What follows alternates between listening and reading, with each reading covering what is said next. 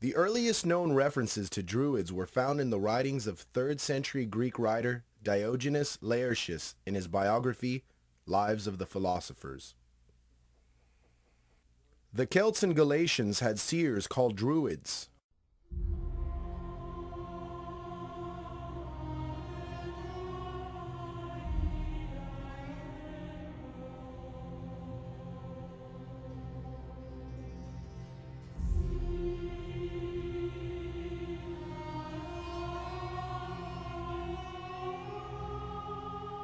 The pure etymology of the word druid comes to us during a stage in Europe's history where the food-gathering tribes are looking to deities for sustenance.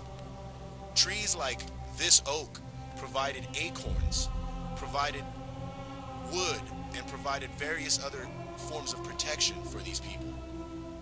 So we can assume that those with oak knowledge had an ancient knowledge, a superior knowledge, maybe even divine knowledge.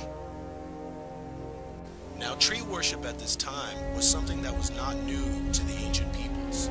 However, tree worship characterizes the Druids among the followers of the natural science. Other old religions that followed down this parallel were the Hindus, whose ancient Vedas parallel the Druidic teachings to such an extent that many claim a common Indo-European root. It is important to note that the suffix wid in the word druid is similar to vid, which is Hindu for wisdom. We will never know the truth about the teachings of the Druids, considering they committed everything to memory, and through poetry and incantation they taught their students, sometimes for 20 years, learning all the different Druidic mysteries and things that we're trying to find out to this day. Julius Caesar writes comprehensively about the Druids, and he also conquered them, so we have to take everything he says with a proverbial grain of salt. The year is 56 BC. A debt-ridden Julius Caesar is campaigning in Gaul, but the triumvirate is falling apart and Rome is going with it. Despite the successes in pacifying his regions, Caesar's hold on his consulship is slipping through his fingers. Sensing weakness, a young Celtic chieftain rises to power as the man that would lead the Gauls against Caesar.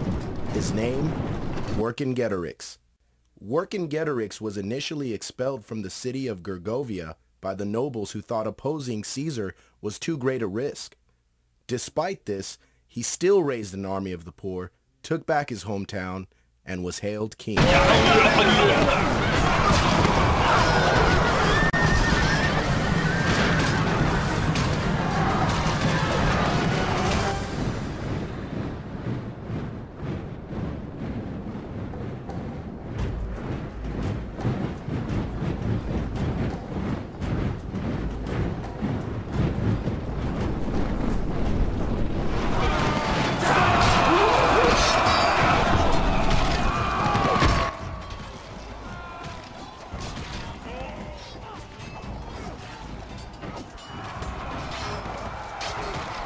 In 52 BC, at the height of the Gallic Wars, Caesar takes Alesia, signifying the turning point of the struggle.